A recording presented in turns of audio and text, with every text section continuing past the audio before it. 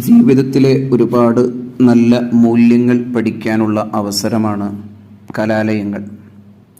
നമ്മുടെ വീടും അത്തരത്തിലുള്ള ആദ്യ കലാലയമാണ്.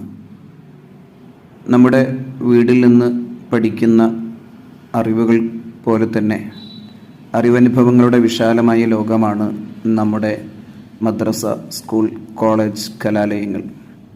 വിദ്യാഭ്യാസ സ്ഥാപനങ്ങളിലേക്കുള്ള ആദ്യാക്ഷരം കുറിക്കുന്നതിനു വേണ്ടി അറിവനുഭവങ്ങളുടെ ലോകത്തേക്ക് പ്രവേശിക്കുന്ന കുരുന്നുകളുടെ ആദ്യ ദിവസമാണ് ഇന്ന്.